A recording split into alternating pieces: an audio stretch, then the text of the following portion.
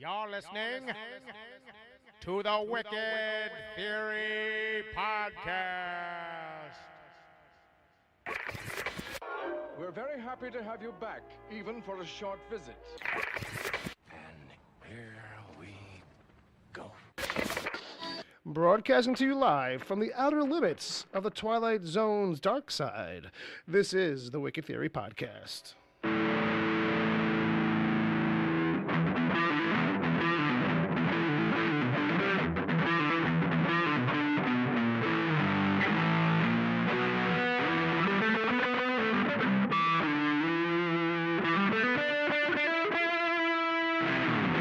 Yeah!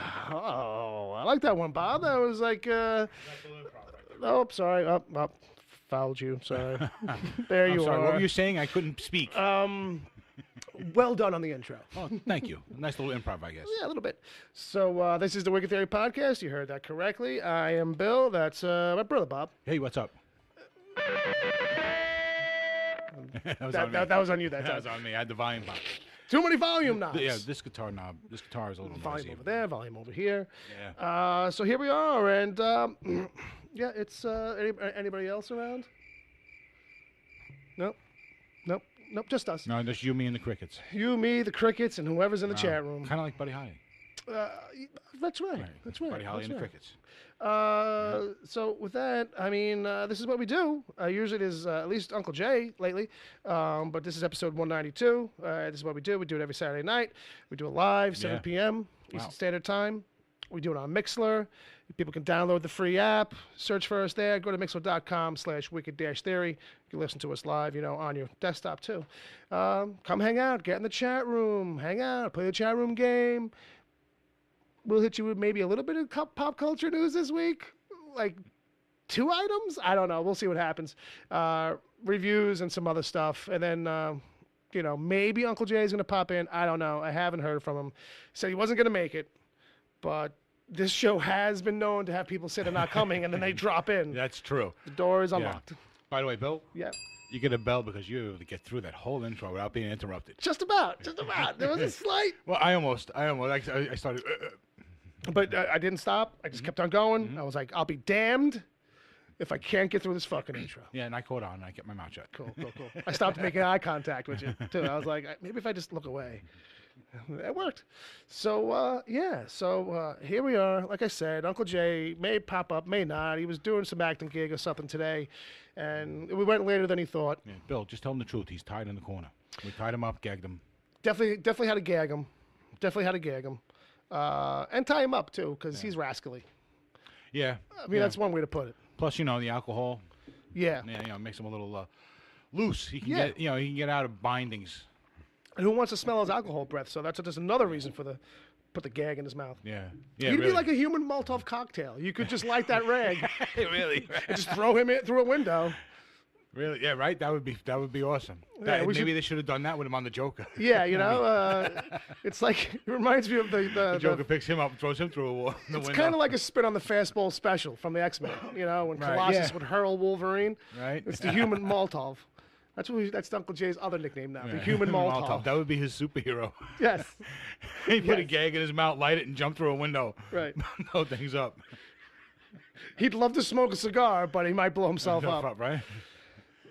So there you go. So, to kind of get us kind of warmed up here, Bob, a little, kind of get the ball rolling with me and you. All right. What do you got? What do you got? I was thinking about the Incredible Hulk the other day. Wait, whoa. Sorry to interrupt, but very important. This is how it starts, folks. You were thinking?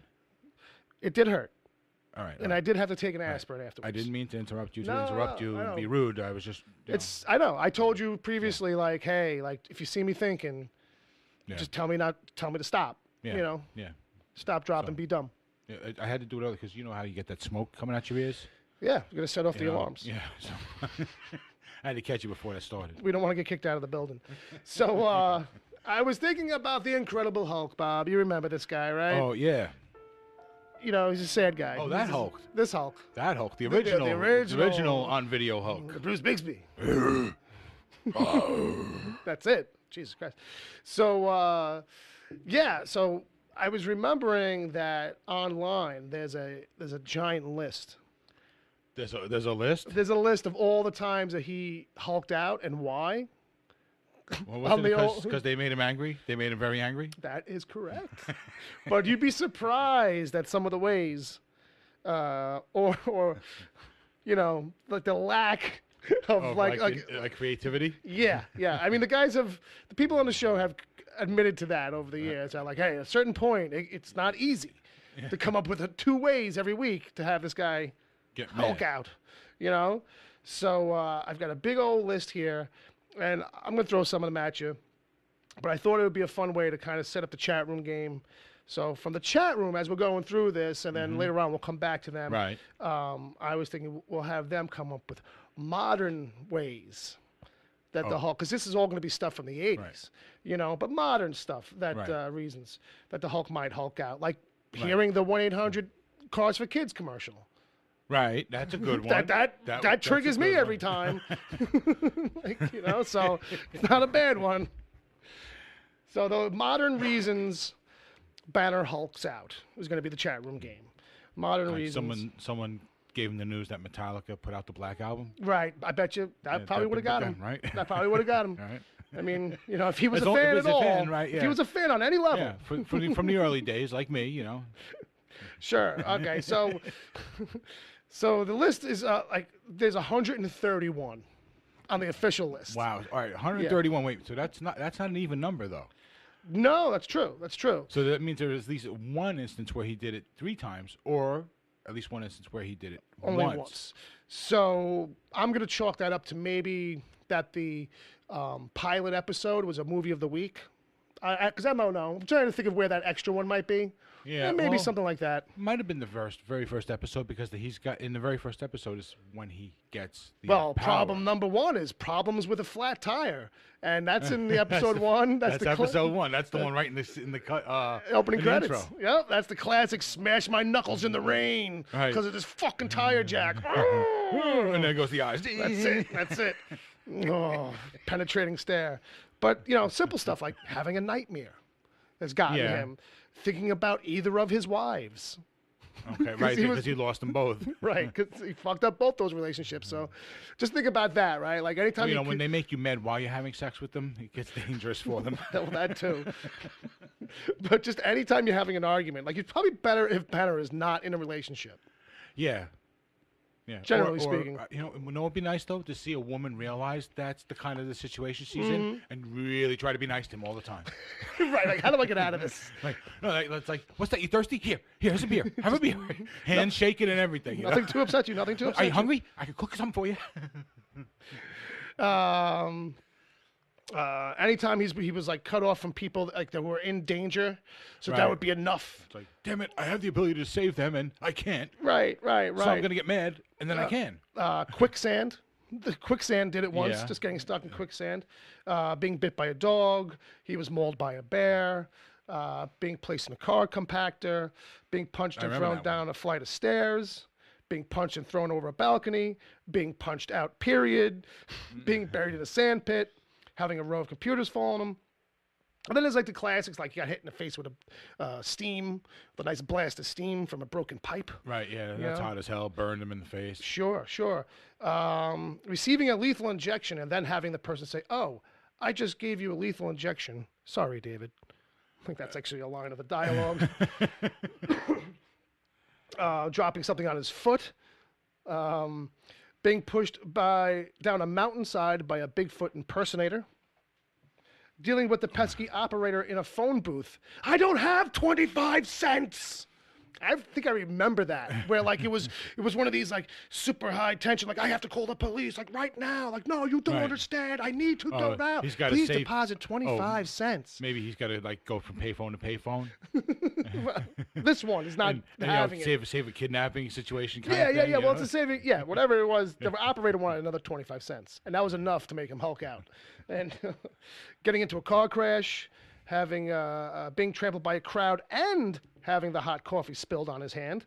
The being trampled wasn't enough. It was the hot coffee that was the final trigger. Being tied up and fed soup by an elderly Japanese woman who doesn't understand words like, "You've got to cut me loose." There's always that weird intonation Bixby would have on these phrases, you know? Well, it's a little Kirkian. Yeah, it is a little bit. A little hammy, a little old school. Grabbing a pipe that is below freezing temperature. Oh, so he grabbed an ice cold pipe. God, thank God I didn't put my tongue on this. Right. I'm going to presume that it's like he had just washed his hands and hadn't dried them yet. Right. And he just realized it's stuck there now. God damn it. I mean, while his wife now was like, I told you to put gloves on, right? See? Shut up, bitch. I'll hit you with this frozen pipe. All of a sudden he rips it out of the ground. Dun, dun, dun. Remember the music? Dun, dun, dun, dun.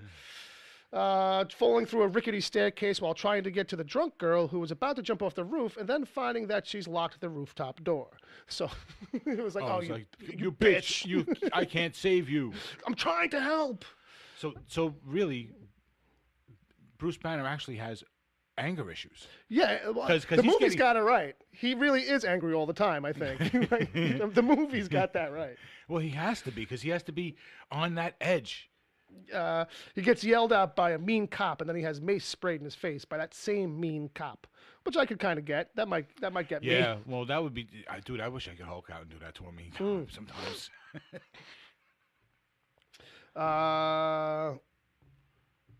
Gets beaten up, thrown under a table, gets entrapped inside a football stadium dunk tank. Oh, the drunk tank, while his friend is in danger, and then having one of the drunks hit him over the head with a metal object. Well, as soon as he goes into the drunk tank, I'm like, yeah. He's upset, and then suddenly the guy hits him over the head, and that's it. He's like, you asshole. He probably should have had a couple of beers. That might have taken the edge off. Yeah. So that means that someone actually saw him Hulk out. Because that was also the trick, too. Yeah. That was also one of the tricks, too. Like, people couldn't see him. Right. Yeah, somehow, like he fell behind the bench in the jail cell, which is nothing but 4 sets of bars. Or it's this one. Like, they all stomp him out, and then like, okay, all right, he's good. And then they turn around, and like someone gets their attention, so they all have their back to him, and then he gets up, and it's like, hey guys, don't do that, and they all turn around. And does the classic like, this half-ripped shirt that's on me, I'm gonna pull it off and whip it to the ground, like it's some big heavy thing, but it's just a shirt. It's just a show of anger to throw it that way, you know. He was trapped in the middle of a forest fire. I remember that one. Actually, I remember all the episodes. Sure. As you say them, I'm like, they come right. You can just picture them, even if you're like, your brain might be making it up, but we've seen so much of the show that you know exactly what it's gonna be. Somehow locking himself in an old dark basement and then nearly electrocuting himself. And then in quotes they say, it really has to be seen to be believed. Like it's one of those like, oh, this is just some real stretch kind of bonehead shit. Being beaten up and thrown down a well. So every now and then it's like these ones just go, like they kind of just drop them in. It's like a recurring thing on the list. Being beaten up and this. Being beaten up and this. Right. So being beaten up and locked in a car trunk. Right. That's the next one. Isn't that how the Hulk dies at the end? He's like, he gets beaten up in a plane and falls out the plane? Well, pretty much. There's a fight in the plane and he goes out the window, yeah. And I don't know if it's like a thing like to save them, he maybe takes the bomb with him or not, but I know that he lands on the tarmac. And he's like in the tarmac. Yeah, like he falls as Hulk, but then when they get to him, he's Bruce and he's dying. Dead. He's all dead. Flat squashed. Being stuck in a cab in New York City rush hour. You don't understand. I have to be there by 4 o'clock. Hey, Mac, it's rush hour. We ain't getting there till 5, so relax. But I have to be there by 4. Dude, they had to actually have experienced that and put that in there. So one of the writers had to actually experience that. I think it's got to be like when you're in this writer's room, the hook is every day when you come back into work, everybody has to come in with 4 things that pissed them off the day before or over the weekend. Right, or somebody they know. Right. Some anger triggering thing that's annoyed you, even on the smallest level. There's a big list on a wall. Right. It's got to be. It's got to be. It's got to be. It's got to be. Helping Ray Walston out with a magic trick by allowing himself to be chained up and put in a tank of water, only to find that drunk Ray has forgotten to leave the escape key inside the tank. Which I kind of remember. I remember Ray Walston or that old dude because I know Bill Bixby was like into magic and stuff like that. Right. Old school magician and shit. So this all feels like one of those old bones they threw him, like, you know. Yeah. Try to keep him pacified. kicking over a beehive, and then being surprised when the bees are mad at him. That's another one. He attempted to turn off the boiling hot water for a wax maker, only to have the faucet break off in his hand and scald him, and then inexplicably slipping and rolling around in the same hot boiling water. Like he ends up on the ground, I guess, underneath the broken spigot, and now this hot boiling water is like he just does it to himself like a klutz. How do they even expect an actor to understand what they're supposed to do in that when they get their script? Number 50, receiving a speeding ticket. Yeah. Oh, dude, in New York, that's. I know. automatic. I was doing the limit. Like that's all it takes. I'm not driving any faster than anybody else. What about that guy? You don't get that guy? What about the kid in the lowrider?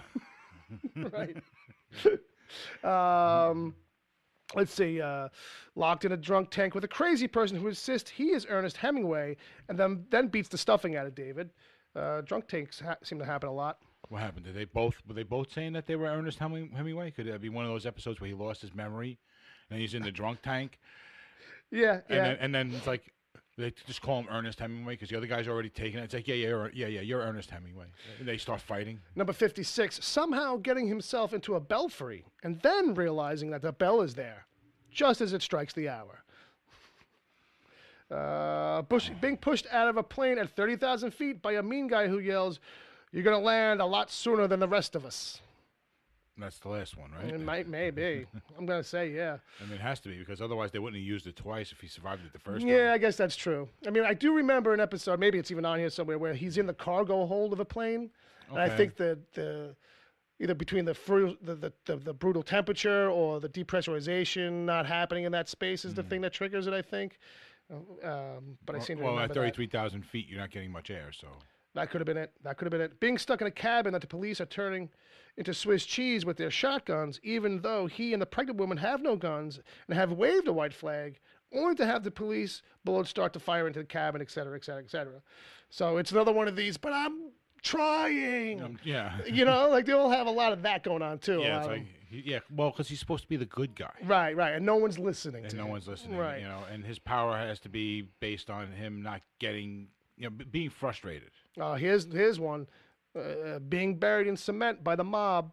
Yeah, that'll do it every time. Get you every time. You know, I know 2 guys that happened to already. No stereotypes on this show. No, not at all. Not at all. Not at all. Wouldn't know anybody like that. Well, maybe a little bit.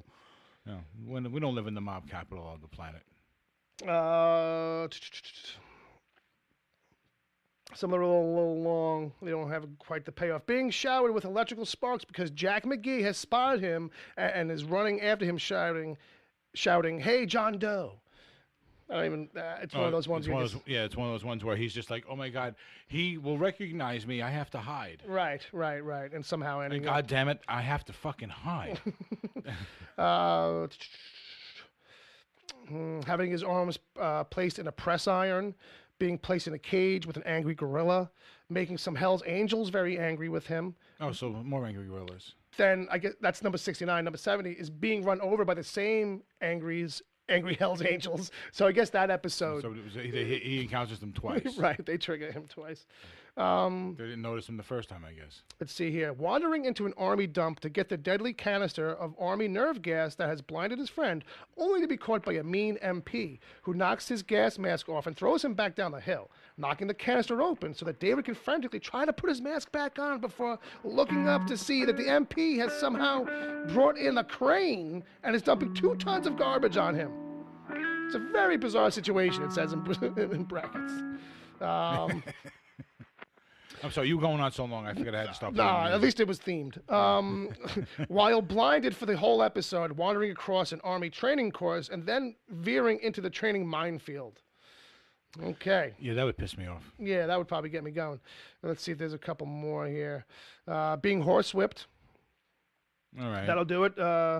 Being thrown under a New Orleans Mardi Gras parade float by a mean guy in a gorilla suit who then starts kicking him. That's not nice. No, it's not nice at all. You do know that parade floats are actually cars with boxes over them, right? Yeah, that's pretty much, right? So, I mean, if he was under it, he's getting run over, right? I don't know. Sounds about right. Yeah, we're not watching it right now, so we can't say. Let's see.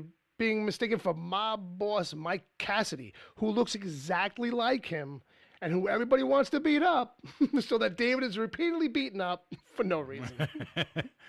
That's when they were running out of ideas. Somebody came in and was like, I just saw they call me Bruce. And I think we have a spin for this week. Wandering around in the service ducts of a hotel, akin to Bruce Willis, only to accidentally yank several of the steam pipes loose and then get a full blast of hot steam, beaten up and thrown in a closet, somehow ending up with a box of broken glassware sticking into his hand. Let's see here. Hit in the face with a high-powered BB gun, which then causes him to fall off a balcony 40 feet. 40 feet. Okay, that's what that one was. Right. It's not the BB gun.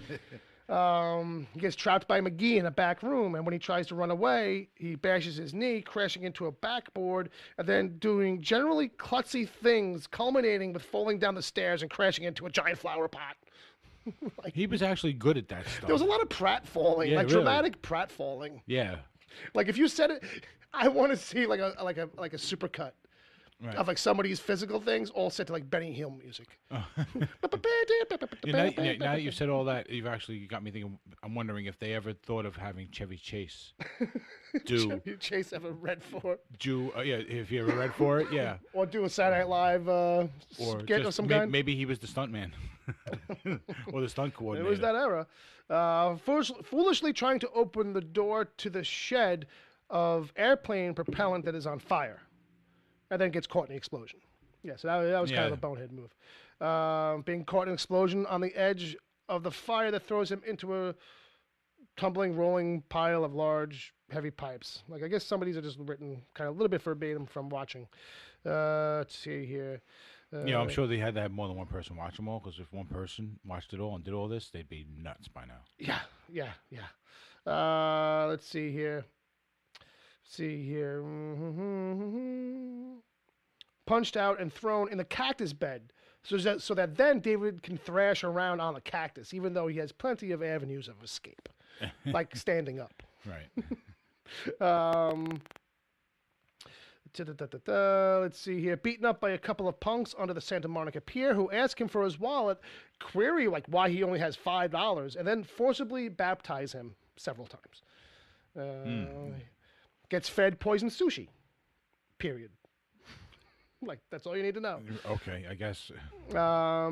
Tied up by some punks and left attached to a bench press machine as bait for the bodybuilder, played by Lou Ferrigno, and his girlfriend to find and become upset over, except David becomes upset first. Oh, it's the bodybuilding episode. Right. That's the time when you see them on screen together. Yep. Yes, everyone, we have seen them all.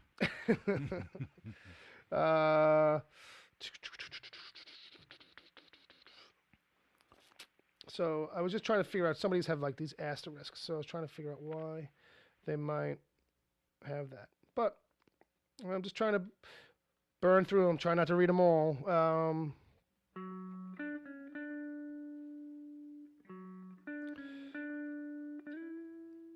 Let's see here.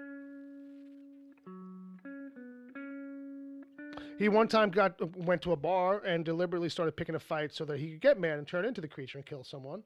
No. This was the other Hulk. I don't know if you remember this episode. Oh yeah, there was the bad guy. He did his own self-experimentation. So it was basically like the guy who played Jaws, I think, in James Bond. No, I don't think it was him. It wasn't him, but he was another guy kind of like built just like tall, yeah. not really muscular, but like supposedly he's one of the guys that they had considered too. Before they found Lou Ferrigno for the series, the guy who played the other Hulk. So these were the things that triggered this other Hulk. And at one point, he goes to a bar just to get picked on, so he could get all mad. So he can get triggered and then go fight or kill somebody. And then he has David actually inject him with a cure so that he won't be able to change anymore. No, but then of course that cure gets destroyed. Yeah, or it wouldn't work on David because they have a different whatever chemistry. Yeah.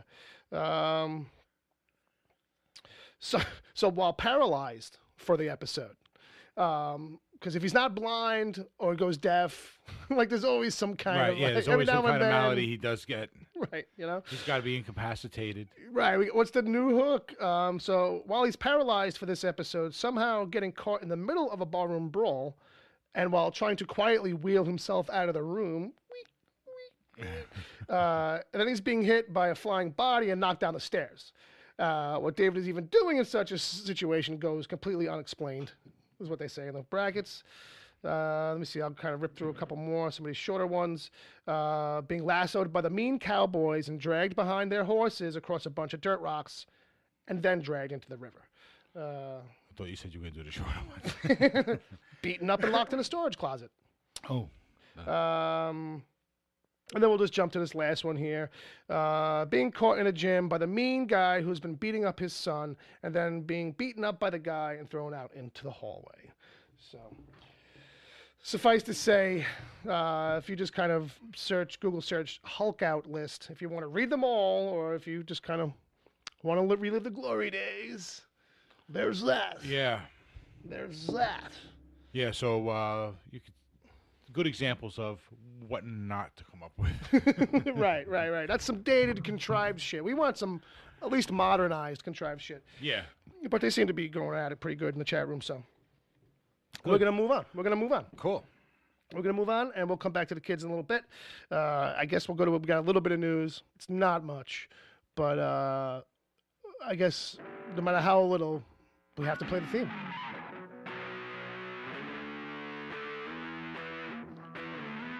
News o'clock. It's news time. Even just a little bit of news. A little bit of news. A little bit of news. Where you want to start, Bobby? About getting the guitar of my... That'll do. That's a good way. Yeah. Yeah, usually I got somebody else going before me. Oh, or I thought you were going to say I usually have someone assisting me. Someone doing this kind of... we have roadies around here. A roadie. Yeah, right. Imagine. That would be nice. That'd be nice. All right, so now I'm back together. So, Picard?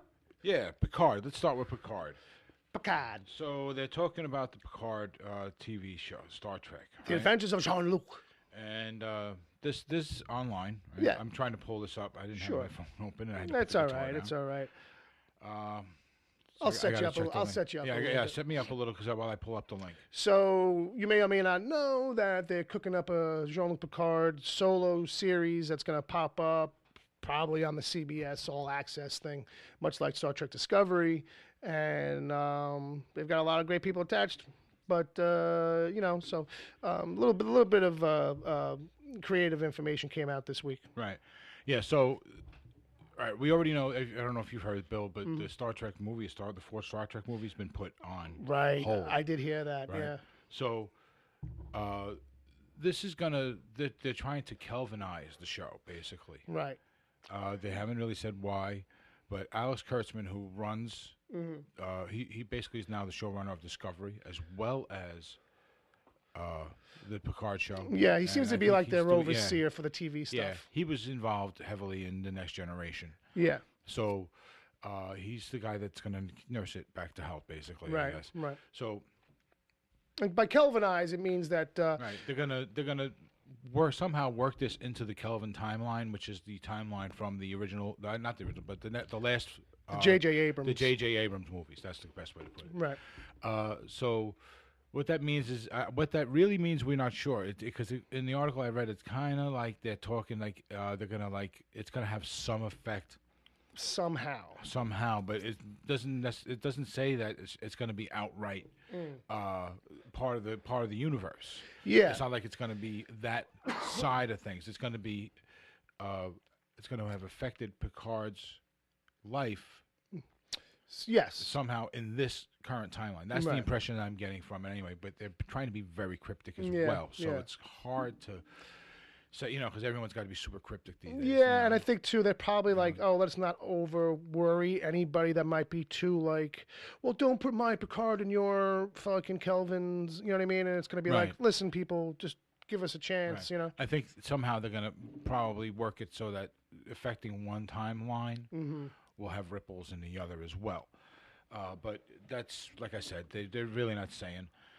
So basically, that's the long and the short. That's the long and the short of it. Yeah, I mean, it seems to mention just goes into a little bit of the Romulan stuff because Picard. Right. It does because of how well that's going to be another thing that happens with Picard. I think is because of the Romulan Empire, the Romulan homeworld basically died. Right. It was swallowed. No, the sun went nova, I think. Yeah. So, but whatever. Anyway, so that's had an effect on him. Right. Somehow, so we're going to see those after effects as well. So it's going to be taking place in the current timeline, right? In the timeline that the character originated from, right? But there's going to be somehow Yes. they're going to do this.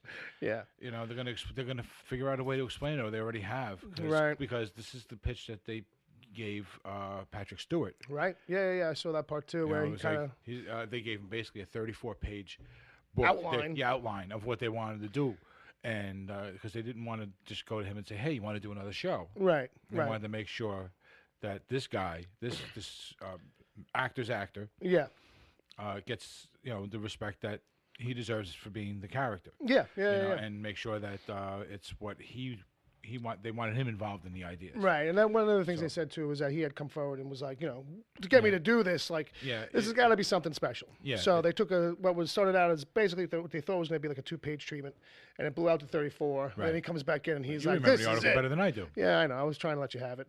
Yeah, I'm sorry. No. It's just we're different. I did read different it, but I people. read it at work at 11 o'clock in the morning. There you go. On There's that. 4.5 hours sleep. Fair enough. So, but Get less. yeah, right. So there's that. So there's that. And the article also does go on to talk about different changes that are in Discovery this season. Things aren't as serious. Right. Then basically because they're no longer at war, so they can relax. That's basically the explanation for that. Okay. Okay. So hopefully, it might also be a little bit of the Orville effect too. A little bit of that.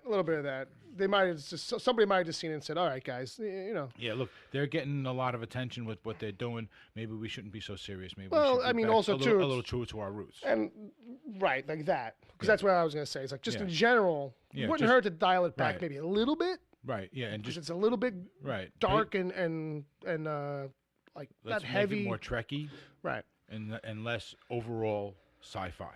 There you Because go. that's the difference of what the show is now versus the shows that in the past. Okay. This one is more regular sci-fi, and not as much Trek to me. Anyway, but that's different. Mm-hmm. So there's that. Okay. So that's pretty much it for the Star Trek. Right. Right. Right. But when we have this other thing. Right. This other thing that where somebody involved with Captain Marvel, who's doing the junket, has come out and said, basically, that spoilerish here, guys. So warned. But anyone who probably wants to hear this has probably already heard it anyway. So, Captain Marvel has time-based powers. Okay. Didn't need to know. Yeah. Hey, I guess I don't know. I don't know what to do with that, but I don't want to know anymore. I feel like that says a lot. It does say a lot, and they really didn't go on and say too much more. I mean, there was a quote from Samuel L. Jackson. Sure. But if people want to look into it.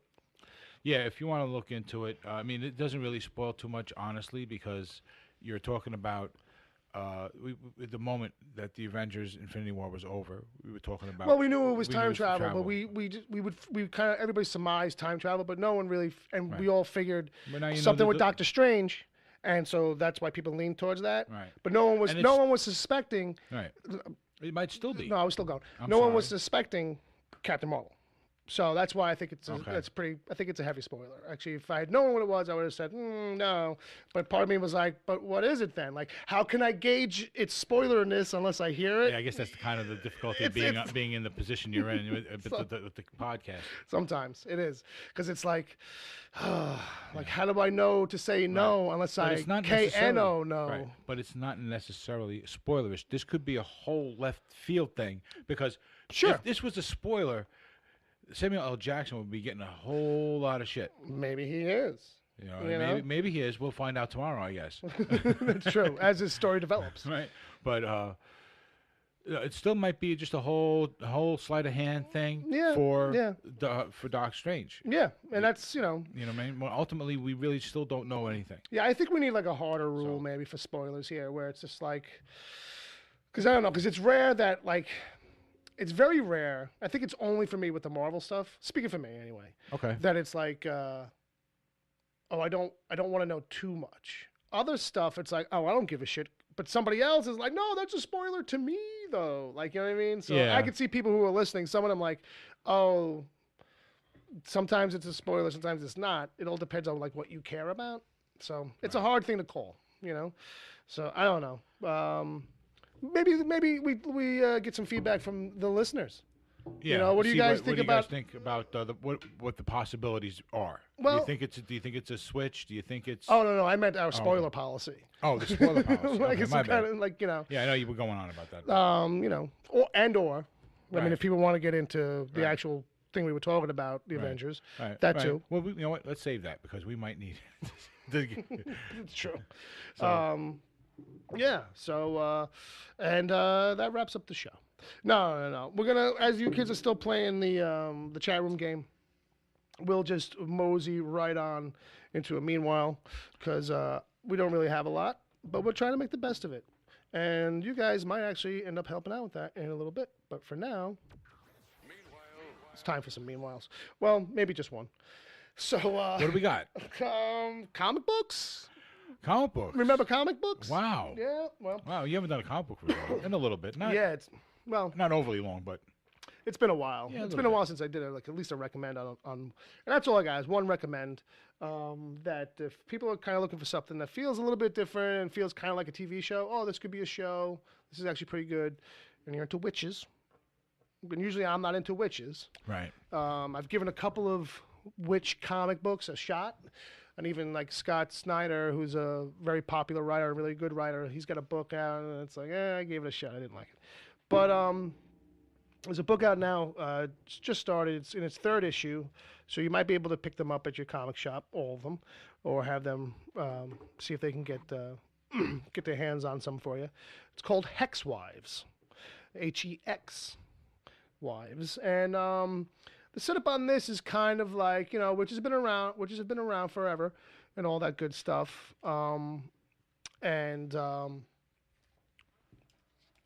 Nope. So they've been around for a long time and doing their witchy whatevers.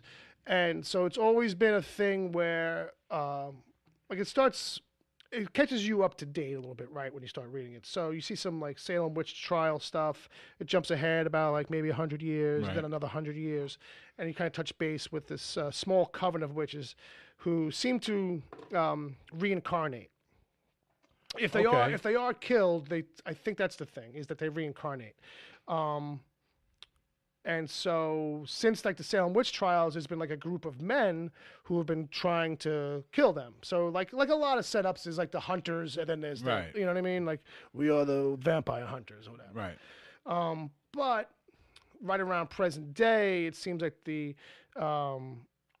this group of men have kind of figured it out, because like historically we would always go in blunt and try and kill them, but they're witches, like they have magic, like that's why we can't ever defeat them, so we need to use something like magic. They got to come up with a strategy, right? And they find a loophole a little bit, and you don't know exactly what the loophole is, but it jumps now from the 1800s to like what seems like the 1950s or 60s. Okay. So now all these witches are suddenly like these super doting, very nuclear family-ish housewives. Oh, you know what I mean? So it's like, you know, it's like Mad Men a little bit. With it's like, oh, the husbands go off, they go to do the work, and we stay home and we do whatever. Right. So they've all been kind of like mind wiped, or something's going on, right? So it's this little pocket of suburbia that they can't really leave, and they don't kind of question it. So there's some kind of magic spell that's over them. And it's going to be you're going to be watching like how they manage to figure it out and break out and rebel or whatever. Right. You know, from however. from this prison that they're in. Right. Somehow it's the loophole. Yeah, and so it's kind of an interesting setup, and it feels really kind of like a smart little setup, a different way to kind of do it, where it's like it doesn't all have to be in your face like all right away. He's taking his time with it a little bit, like he gives you enough of the setup stuff in giving you history that it's like, oh, okay, so present day, I'm not seeing magic really right now or them doing anything because they're piecing it together. Right. You know, like the one wife gets close to figuring something out, and then like she gets reset. And so then just when you thought like, oh, she's going to do it right now in issue 2, and it's like, oh, no. She gets reset. And then you see one of the other wives get close to figuring it out. And that's how issue 3 ends. So it's like, will she? Won't she? I don't know. But I had a lot of fun with it. So if you're familiar with who Ben Acker is, he's he's written a ton of stuff. Him and Ben Acker and Ben Blacker. I forget which one it is. I think it's Ben Acker. Blacker and Acker. They're the writing team. And so on this, really? Well, not on this, but they've written a bunch of stuff together. Thrilling Adventure Hour and well, one of them's got to take a pen name. Yeah, so that's the thing. And they work together. Yeah, so they just go just Blacker and Acker. So Acker though has like a writing podcast and a couple other things. He's the guy who wrote Big Fish and the Willy Wonka and the Chocolate Factory adaptation that had Johnny Depp in it. So he's a real deal, really good writer. Like, you know what I mean? And so if you're looking for something that's like a little different and it feels like a slice out of like something you'd see on TV. It sounds smart. Yeah, and it's got a good setup on it where I was like, oh, how fast are they going to get like into the meat of it? And the pacing on it, like over those 3 issues is really good. Like I thought, like, okay, they're not giving you too much and they're not just dropping you in the middle of the suburban stuff. Like he sets up some of it first. So like the history stuff. So that like there's not too much of you wondering like, oh, how does everything work? What's going on? And like you have to wait for issue like 4 for everything to be laid out. It's like, oh, no. Like here's a good amount of it. Right. He's giving you the information you need in ways that work in telling the story. Right. Not leaving you completely in the dark like some books might. And sometimes that works. Sometimes it doesn't. Sure. But so I thought this was a really interesting book. People check it out. Hex Wives from DC Vertigo. It's part of their Vertigo relaunch, kind of. They've done got a whole bunch of new titles coming out for Vertigo right about this time, including some Sandman stuff. But support your local comic shop. Head on down there. Can't find your local comic shop? Use comicshoplocator.com or call 1-800-COMIC-BOOK. There you go. Support small businesses, folks. Keep them alive. Keep them alive. I'm belching a lot. Yeah? Yeah. But tell me. What'd you eat? Not much. I had a bacon, egg, and cheese wrap. When? That's breakfast. Yeah, but I had it for lunch. Oh, it's dinner. But I didn't have breakfast. So technically it's breakfast, but at lunch? Yeah. Well, you probably woke up at 11 if you had it at 12. No. I didn't really eat much at work. Oh, that's right. At work today. So when I got home at like 1, I grabbed it from the store, you know. But now it's like sitting in me. It's the only really thing I had. My tummy's going sour a little bit, you know. I guess. But anyway, well, guess what time it is, Bob? Oh, chat room? Chat room game! Ooh, yay! Yay! No pressure, guys. No pressure. No pressure. The bell awaits, guys. No pressure, but every fucking one of these better be funny. All right, so these are modern reasons that Banner hulks out. These should be modern, emphasis on current era. Ooh, can I say one real quick? Sure, what do you got? The battery in his Tesla dies in the middle of nowhere. That's a good one. That's a good one. That's a good one. I like it. And then, like, right before he changes it, it's like, fucking Elon Musk. And then for the second one in the show, he finally gets to the charging station, and that's when he finds out he's only got the cheap charger that takes all night. Like zaps him it's somehow. Like 18. No, fuck, it's going to take 8 hours to charge this car. It doesn't even zap him. He just gets angry about that. I feel like there's a crossover where Elon Musk does a guest appearance, and he's like, because he ends up at because every now and then Bruce would end up at a lab where he was going to work on his cure under a false name. Right, so he would end up working with Elon Musk. Right, Elon Musk, whether as himself or someone else is in the episode, you know. Right. Let's just get back to the bit. All right, so Yeah, really, we can go on. Let the guys have their fun. let's see what these kids are up to. So, modern reasons that Banner hulks out. Twitter is down. Oh, that's a good one. Whole Foods is sold out of the gluten-free chicken. Starbucks wrote Bruce Jenner on his venti caramel macchiato. I like that one. A GameStop employee referred to him as "ma'am." That's kind of current. It's pretty current. Yeah. A fly in his soup. Oi. That's not really that current. Not that current, but you know, Yeah. we'll give it's it one that we didn't see on the original list. That they that's the only thing that probably was could've missing. Still waiting for that Uber, which was supposed to be there 3 minutes ago. Yeah. He's got a patience problem. Yeah, he does have a patience problem. The Hulk movie got bad reviews. Yeah. Yeah. The people in front of him in the theater won't stop talking. That could get him. Yeah, that's an anytime one, though. That's true. Starbucks is out of pumpkin spice. Yeah. Black Widow won't return his calls. His Instagram post only got 2 likes. His high-speed phone data runs out. He got pwned. The unlimited plan. Because he should have the unlimited plan, right? He got pwned by a 13-year-old in Call of Duty. Oh, that's Got that's a good one. Got cursed out by one, like, you know? That's a good one. All right. Thor used his toothbrush. That'll get me. Yeah. That's a nasty ass toothbrush. His podcast didn't make iTunes' new and noteworthy list. Have you hulked out about that lately? That could have been the episode, the chat room game too. Like, what's his podcast called, or what's it about? Really? You know. All right. We'll have to save that for another time. Yeah. Let's see what we got here. Modern reasons. Hulk's out. Uncle Jay kept blowing cigar smoke in his face. Yeah. That'll do it. Waiting for season 7 of Game of Thrones to finally premiere. Yeah, that's good because people are talking about that at work. His movie ticket was overpriced. That's every movie ticket every time, but okay. Netflix canceled Daredevil. Who wrote that one? Because they're personally pissed off about that one. That's John Zombie John. He's personally pissed off about that one, I guarantee. Yeah. The last piece of the puzzle is missing. I've had that happen. That's an old, that's old school. Someone undid all the bags and boards of his comic collection. Okay, again, though, that's yeah. I shouldn't have gave a belt to the last one. I take that back. Messing up your action figure painting, or I guess repainting, like modding. Maybe we'll say just like that, like action figure modding. Oh, okay. Yeah, I see. Because you're like painting over it, I'm making you a superhero. Looking at the last 2. All right, John Zombie John. He got Me Too'd by Black Widow. Hashtag Me Too. Okay. Yeah. And then the last one is Bill Sweeney refused to invite him on the Wicked Theory podcast. I might have to if I was in the knowledge of what could go wrong. Yeah, really. I'd have to say, first of all, guys, whatever you do, don't make him angry. Yeah.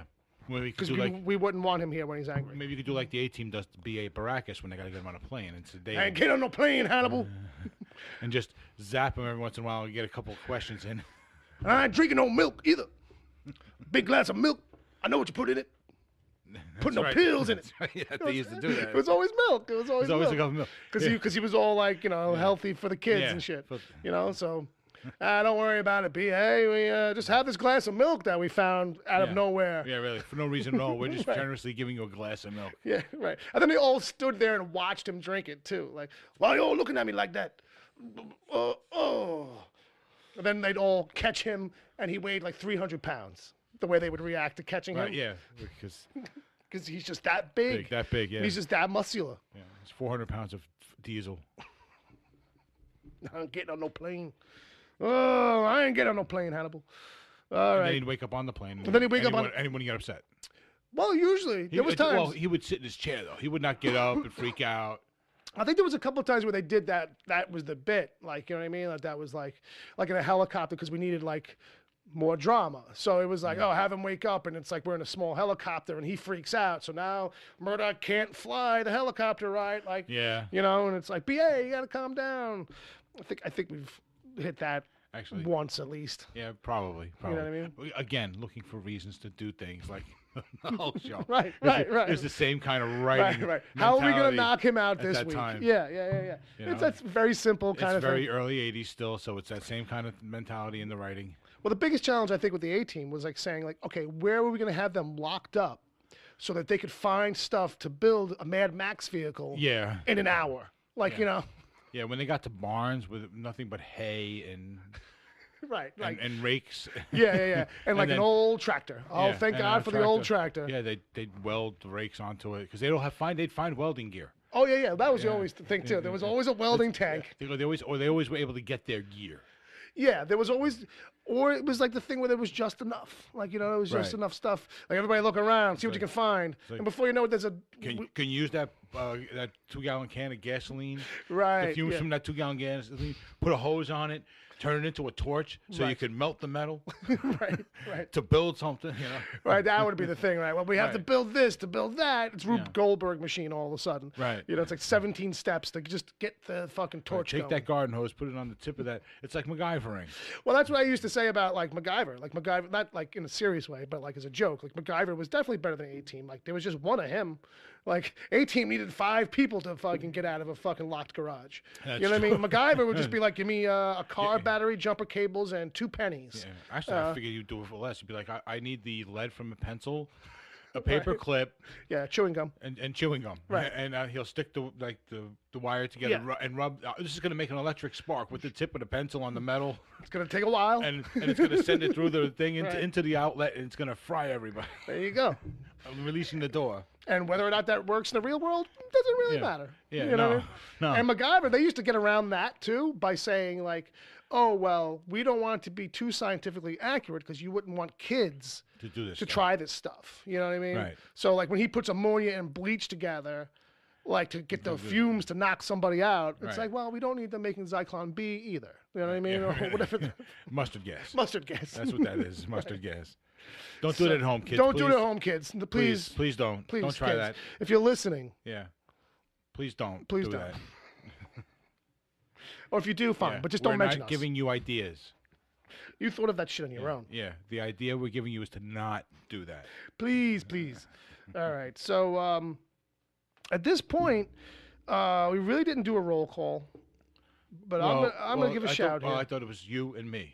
Well, I mean, in the room. Oh, in the chat room. In the chat room, yeah. In the chat room. So, see, so who do we got? If this list is correct. Okay.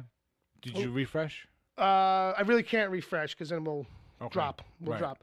But if this list is to be believed, we've got Agent Palmer, Benny Livewire, John Zombie John, Sammy 87. Hey, Sammy. James Baham, and Bauer Fett hanging out. Bauer, guys, all these. Hey, what's up? Hey, what's up? Thank you for being here as usual. Thanks for coming around. Thanks Why for don't you hanging bring out. your family and friends by now? Yeah, drive them crazy. No, bring them, get them addicted to our show. Well, that's what I mean. You know what I mean? Like, you know, even if they don't like it. Yeah, get them addicted to it anyway. Just put it on. Sammy says, "Hi, Bob." Every time they listen to us, give them a treat, and it becomes a response thing, a Pavlovian thing. A Pavlovian response, like they'll just come when they hear the show. Right. They'll just come and they'll be listening. Well, I think James will be the first to attest that doesn't always work because, from what I understand, his wife can't stand us. We're just too Yankee. We might be a little too Yankee for her. I think it's mostly voice. I don't know if it's like what we talk about or if it's just like our demeanor in general, our New Yorkiness. Okay. You know what I mean? Was his wife from Staten Island? No. I mean, I would presume she's as Southern Belle. You know what I mean? And she's as regional. Because I didn't even know that somebody would marry him. Sorry, John, I'm joking. You'd be surprised. Some people get lucky, man. Yeah, some people do. Some people get lucky. Some people do. But he's in love. He loves his wife, too. Yeah, I'm sure. No, I've seen his post on Twitter. He's like still smitten. He's like one of these guys. Well, great. 35 years, I still love this bitch. Stay smitten. just keep enjoying it. Keep the smit. Keep up with the smit. Keep the smit in. Oh, there you go. How do you like that, huh? Tip of the day. There you go. And just in case, I'll talk like this for a little while. maybe that make things a little better. Maybe that's what James should do when he wants like to drive her out of the room. Right. Give us a signal, and we'll lay it on real thick. You know what I mean? Real New Yorkie, over the top. Definitely, we should do that. Yeah, That's something we should do. We'll talk like all the mobsters in that Punisher movie. Yeah. Make sure we say forget about it all the time. No, I can't handle that. I can't do it. I can't do it. Wow, forget Because about it. I can't handle forget about it. I don't like it. It's too much of a stereotype. Wow, you don't want to do forget about it. I cried inside when they put that on the Queen's fucking sign. You know, you make me feel when you say you don't want to forget about it. Well, Forget about it. yeah, I understand. Sadly. So Sammy said hi, Bob, in the chat room. Let's go over the chat room a little bit, see what his kids are up to. No baby cakes from me. I'm sorry. Oh yeah, that's not our bit. That's not ours. That's his. Bauer had She's a sweetheart because we know the man she's putting dating, up with. Putting up with. Yeah, well, I think she sees it as like a project. You know, there's work ahead. I'm not saying what the goal is, but she knows there's work involved. Eventually, she's gonna have him look like a bachelor contestant. She's gonna shave him down, hose him off. It's that whole thing, you know. Start feeding him steroids when he's not looking. Start working out. Start doing some push-ups. Just a couple. We don't have to do them a lot. So scan over the chat room real quick. Bauer Fed says he's personally pissed off about Daredevil being canceled because we mentioned that a minute or two ago. Yeah, we did. Sure, I you know what? There was no good reason to do it. So everybody, people have a right to be pissed off. Yeah, you know? Yeah. So let me go back over here. They're rolling into that stuff. So Sammy goes, Project, lol. Laugh out loud, lol. I like hitting the millennials with lol because they don't say lol. I'm glad she put the emphasis on that and not us because that doesn't. That makes it sound like it's a big project. James says, I'm suffering through my wife's breastfeeding, breast pumping every few hours. It's great seeing her breasts all day, but her wanting to keep the thermostat at 80 sucks. Yeah. I guess if it's warmer, it's easier. I don't know. Most of us guys like it around 68. But here's the thing. James did a quick misspelling, and not to give him shit for it, because I think it's funny. But it says, I'm suffering through my wife's beast pumping every few hours. And so immediately in my head, I just saw her punching like Beast Man or some kind of guy like that. For some reason in my head flashed. I just pictured like breastfeeding a beast. Like the baby's a beast. Beast pumping, right. Like some hellion, some kind of demon. Like demon, like a little baby gargoyle.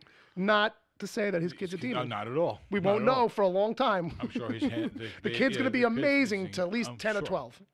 Yeah. That's how they all are. Yeah. They're all great to like 13.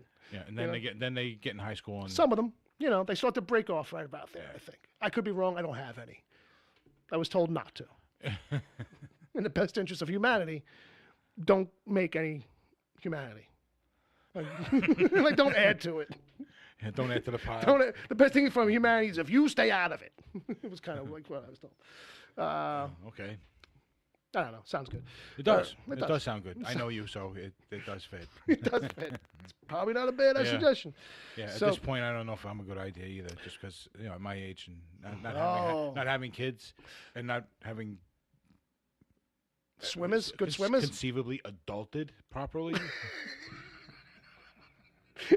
Yeah, I agree with that for myself too. I hear you. You know what I mean? Because you really only adult properly if you get married early and start on that path right away. And it seems like that's the path of proper adulting to people. It seems like that's a thing. I think like kind of like chemically kind of kicks into. It's like, oh shit, once you have a kid and the world becomes nothing but like, how do I take care of this kid, and the fear of all that like helps to kind of like set you on a good path. Yeah, I think the moment of holding the baby, you're like, oh my god, I gotta like.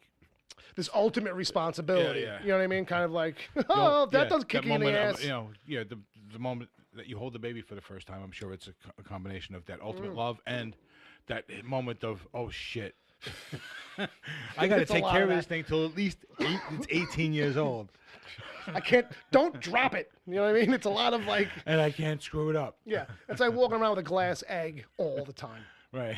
I don't even know. That you can't even like say the wrong thing. No. Yeah, right. Because that's the other thing too, right? Like watching people like interact with their kids, and sometimes it's like you can't say anything, but like you do notice that it's wrong. Yeah, you're like, I get that. Like you're cursing in front of the kid because it's like you're just used to it, and like or whatever kind of behavior in front of the kid. Right. But like, and we all do that. Yeah, and I think that's human nature. Yeah. We're doing the human thing, and we're not perfect. But the best thing is when the new parents, or just maybe parents who have just kind of lost touch, when they go, I don't know where this kid gets it from, and I'm like, you fucking motherfucker. Like I could fucking. This is why I say people, including myself, need to have their lives videotaped for a while.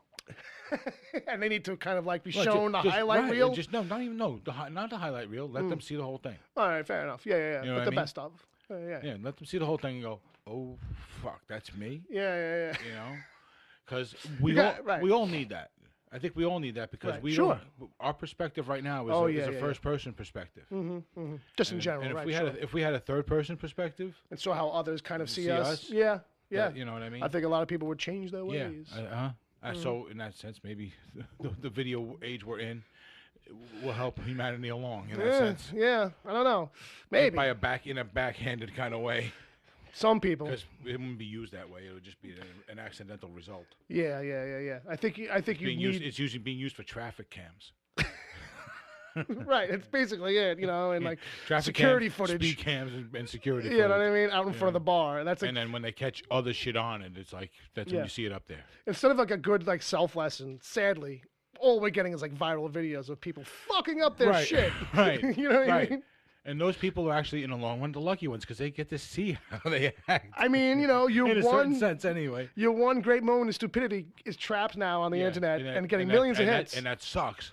But you definitely learned a fucking lesson. Of some kind.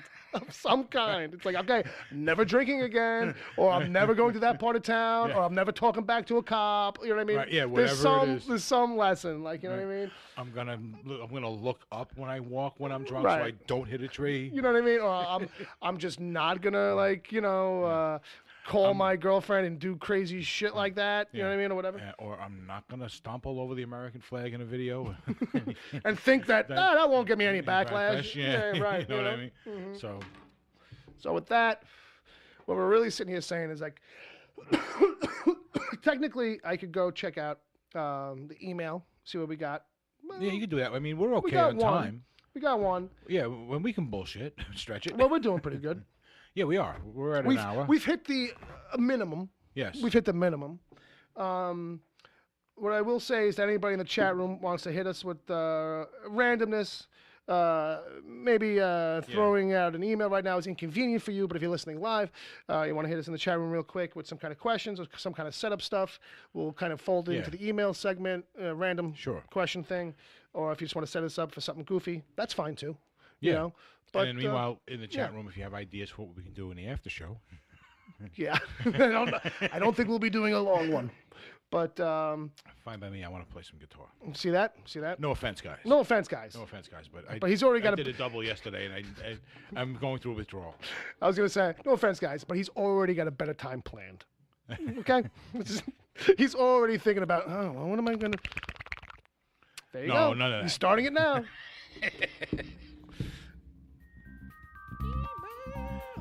What's up, Dom? Hey, everybody. It's Dom Torrey. No, I can't do a Dom Torrey. But I can read an email that is from somebody in this chat room right now. Okay. It's Benjamin. Hey. Benny Live. Why? Benny Live. Why? How you doing, buddy? Benny. Yo. Benny. Right. He says there's nothing in the subject line. No subject.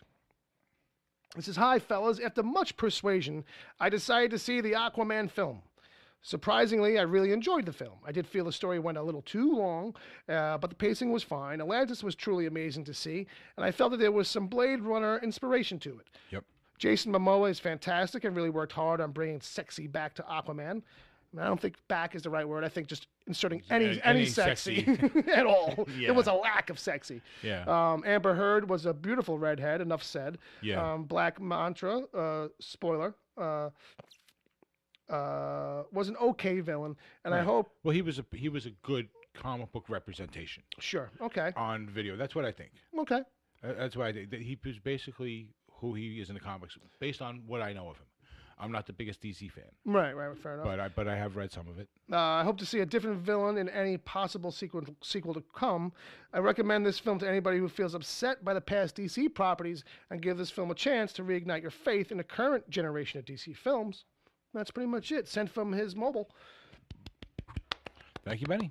Thank you, Benny. Yeah, no, he's pretty much spot on about the movie. And that seems to run with what a lot of... Did you see it yet? No, still haven't seen it, but that's... You really need to see it. I feel like... As a comic book guy, even though you're more a Marvel guy, you really need to see it because it is a good representation of Aquaman. And it's been a long time coming.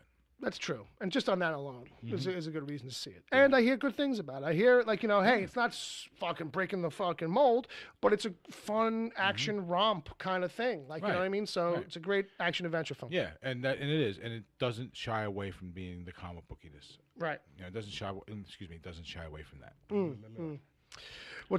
You want to know what's funny? Is that before the show, right? I said, me and Palmer were talking about how, like, we didn't have a lot of stuff to go to, right? Right. And I was like, well, maybe if we run up with some extra time near the end, I'll just throw it to the chat room and be like, hey, if you guys got like, any questions or anything we could do, you know what I mean? Right. And he was like, oh, yeah, sounds pretty good. And then I was like, yeah, you know what? Every time I ask them for anything, they never really kind of give us anything. And he was like, oh, no, they probably will. I'm sure they will. Got nothing. I asked him, like, hey, give me something. Thanks for all the hard work, guys. I got nothing. You know what I mean? Thanks for all the hard work, guys. James says, well, my biggest hang up on the Aquaman movie is it's Aquaman. And I get you. Even I could see maybe for some people, like even this newer, cooler version of Aquaman still may not be ringing certain people's bells. Right. I get that. Well, is he talking about Jason Momoa in the role, or is he talking about like overall the way they portray Aquaman? Yeah, I mean, I guess that's the question. You know what I mean? It's a little bit of like a because I like the build of Jason Momoa, and overall I like his look, but it does clash a little bit with the classic blonde. Like what you know. And personality too. I'm just going to go with it. My mouth was doing something weird with that word. So you kind of like to... I just rolled with it. Personality. For a moment, I thought you knew something about Jason Momoa, like being like going up in the South for a little while or something. Nobody knew. There was some logical reason. Yeah. Right, no. It's just my mouth doing what it wanted to. Yeah. Just like, we're going to get weird for a second, and then it did. No, yeah, I get it. And, like I said, like he's got more of a broski, a little bit like funny, kind of like and I got a personality thing going on. He's so huge, too. He's so huge, too. He looks Samoan. Right, yeah. I forget where... He looks like a Samoan wrestler. I forget what his bloodline is, but yeah. I think he might be. He might be. If anybody in the chat room wants to help us out. Yeah, really. We don't have an Ed anymore, and Jay's not here. And Google, we haven't paid the Google bill, so fucking. I've only got a phone in front of me. Yeah, I've only got a laptop, a phone, and an iPad. I can't. But you're talking and getting low yield. A lot of this stuff has stuff on it that you have to like keep up. Well, kind of. Not as much as it used to. Yeah, I don't know. So got nothing really. So I guess we'll wrap up maybe. It's the time. We've hit time. We're suffering from a lack of news. Yeah, the last 5 weeks have been tough since the holidays really started. Yeah, and you kind of would have figured it would have started to bounce back by now. And don't get me wrong, like there are small news items out there, but they're not like I normally wouldn't. There's certain kind of like news items I normally wouldn't put in. So I feel kind of like remiss to kind of say, oh, let's jam in shit that I don't want to talk about. Right. You know what I mean? You want to talk about Rambo? Because there was an article on Rambo. Rambo. Yeah, Rambo. He was talking about how he was going to do the Hunter as Rambo 5, but that didn't happen. But he's still going to do the Hunter, and then he's going to do a thing with the Adrian. Sorry, that was another Rocky. Yeah, no. He's done with the Rocky. He says that now is Michael B. Jordan. He's going to do it from the Creed angle. And that's going to be his thing. Right. And then So no more Rocky. That's it for me. Right. So what was he saying about Rambo? I lost whatever he was saying about Rambo. Well, he's gonna do Rambo. They're gonna do a Rambo movie. It looks like he's gonna go ahead with that.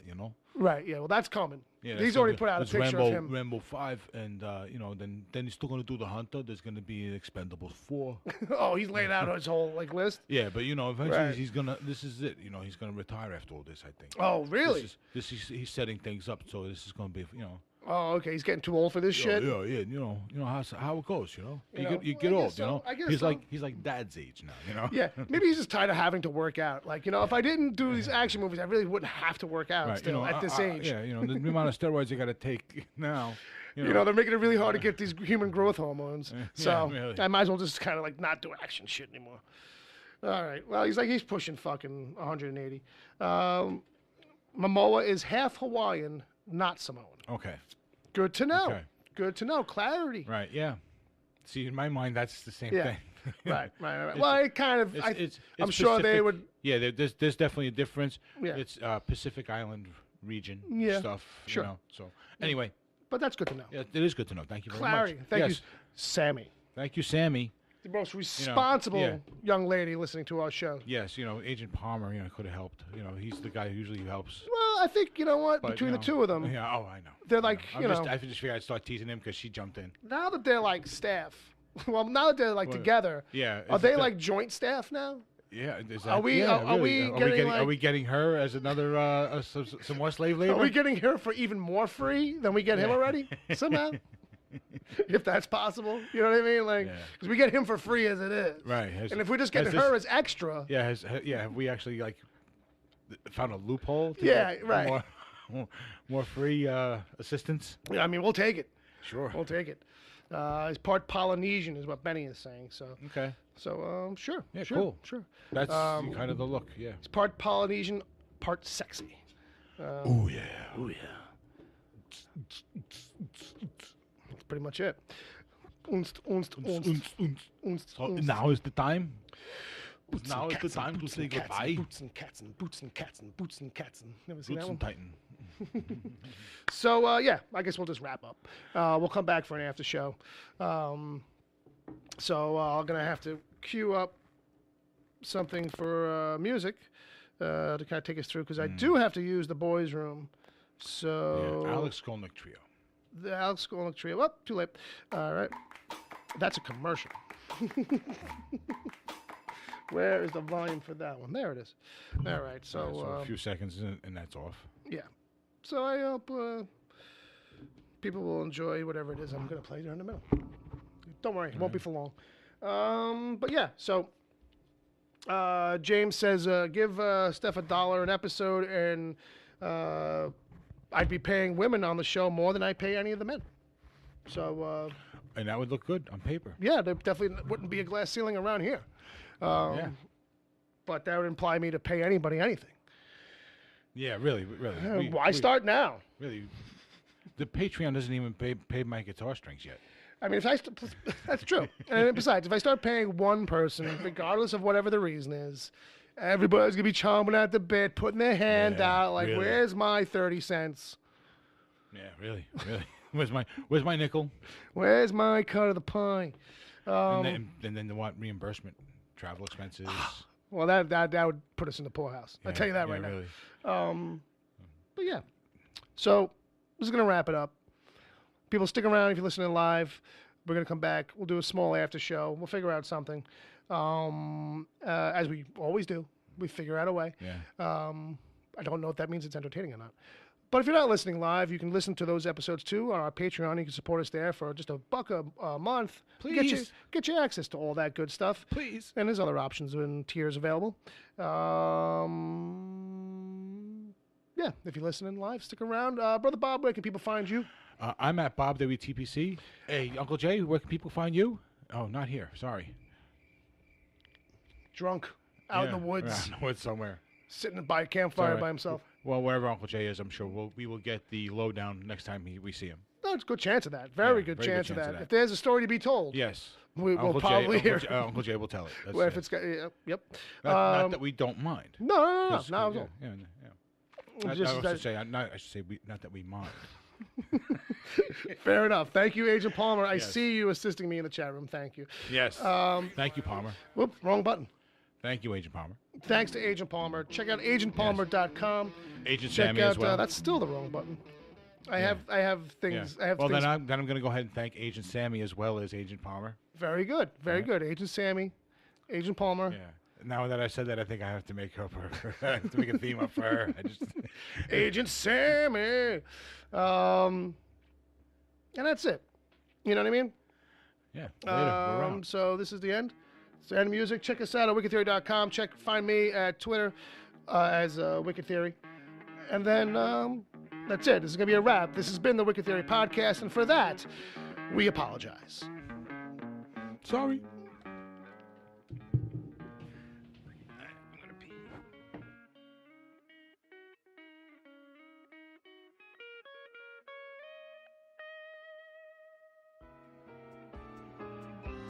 The Wicked Theory podcast is heard live every Saturday at 7 p.m. Eastern until whenever. Just go to mixler.com/wicked-theory. Mixler is MIXLR. Sign up to join the chat. Then click the follow button to get reminders whenever the show goes live.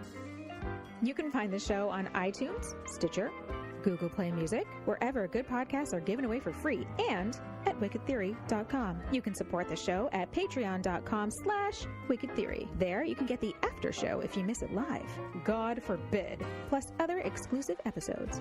As always, send your emails to podcast@wickedtheory.com.